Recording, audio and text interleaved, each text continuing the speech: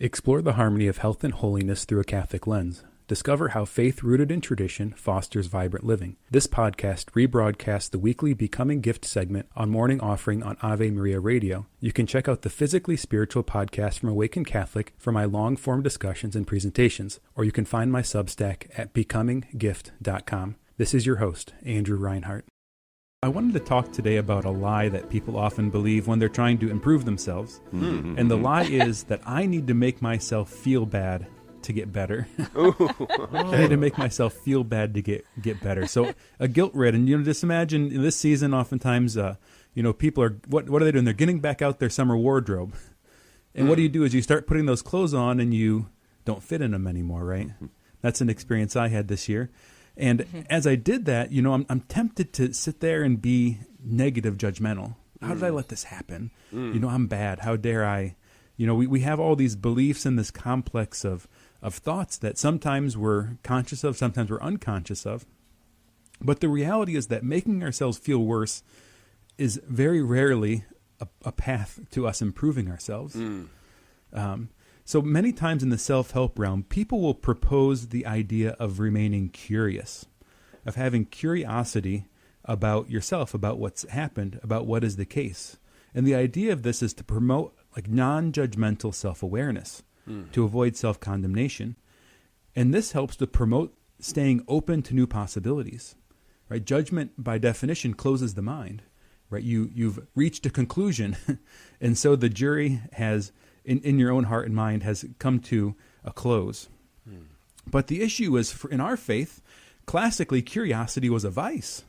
It was an excess of the virtue of studiousness. So the virtue of studiousness is dutifully studying things that pertain to your life, that match your responsibilities, your profession, your vocation, basically paying attention to the stuff you ought to be paying attention to. And curiosity was a vice that was an excess where you're just studying stuff for the entertainment, for the enjoyment, things that don't really pertain to your duties. This is one of the greatest vices I struggle with, is to remain studious and not be curious. So you can be curious by having the wrong motivation, a kind of prideful learning. You might be immoderately studying or excessively studying for your needs. You might be too focused on passing things, on ephemeral things, and not really focusing on eternal things and good things. Or you might be trying to study something that's really above your capacity. So you're vulnerable to error or leading other people into error because of how you're approaching your study, your learning. So I think a good resolution for this as Catholics, a good term that we could use is actually that we need to bring wonder and awe to ourselves. We need to bring wonder and awe to ourselves. To say we do need this kind of open-minded self-awareness about ourselves, where we don't judge ourselves, where we don't bring kind of this harsh mindset into our own life, so that we can really consider new possibilities, new solutions, learning about ourselves, letting God teach us about our own life. But on the other hand, not slipping into that kind of vicious curiosity where we spend too much time pondering or wondering about things that we don't really need to spend our time with. Right? So let's apply this now to my own life. The situation where you get out your summer clothes and they don't fit anymore. Right? Instead of sitting there and judging myself, being harsh with myself, and condemning myself because of this, I could sit there and ponder and wonder, oh Lord, what has happened? Where am I right now? And having that curiosity, now I sit there and ponder and wonder and say, oh, right now our toddlers aren't sleeping very well. And I'm often not sleeping as much as I could, and my sleep is interrupted. And, when you don't sleep well, you're not as sensitive to insulin. And so you're very likely to gain weight.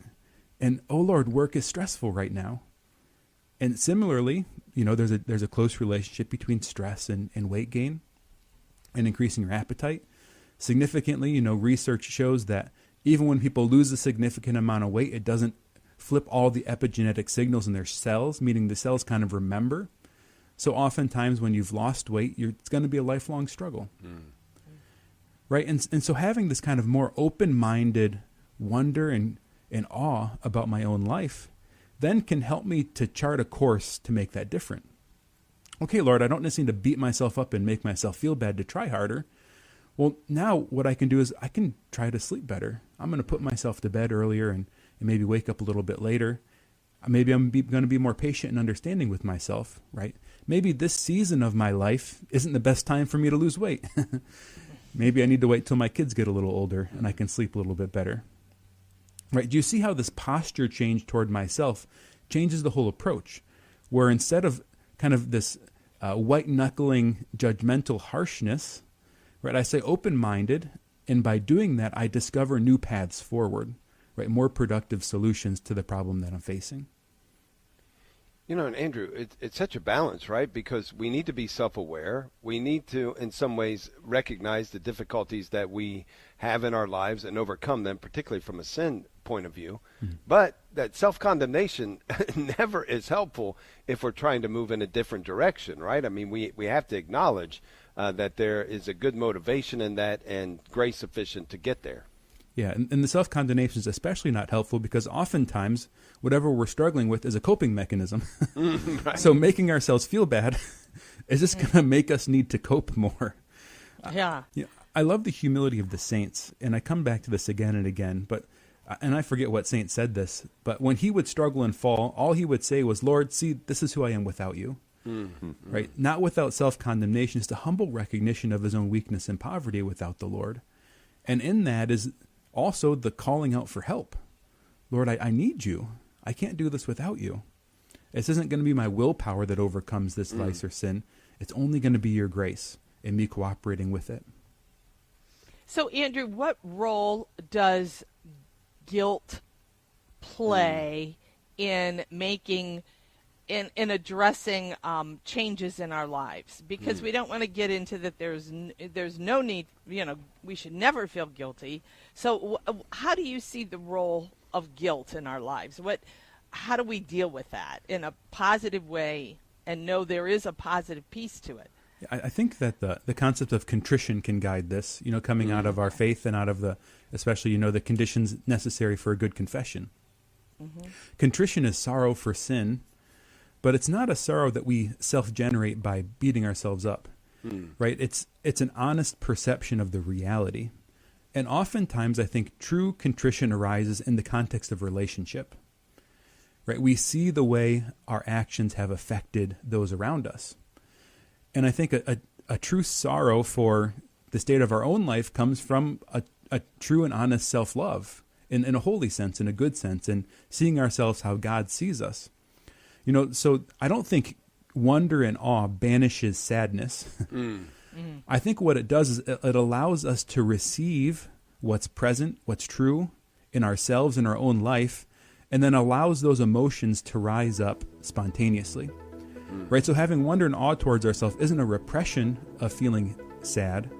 It's allowing that sadness to arise from a truthful self-perception. I know we're coming to the end of this segment, but I'm not going to give you homework to do, but I am going to ask if we could circle back around in one of these segments and talk about the difference, further about the difference between being studious and curious and why one is positive and one is negative. I just think more information on that would be great. Let's talk more about it next week. Thank you for listening to Becoming Gift. You can catch the show live every Wednesday at 8 a.m. Eastern on Ave Maria Radio. You can also find my long-form podcasts, discussions, and presentations on the Physically Spiritual podcast. Subscribe to my Substack at becominggift.com to find more from me, and don't forget to like and subscribe.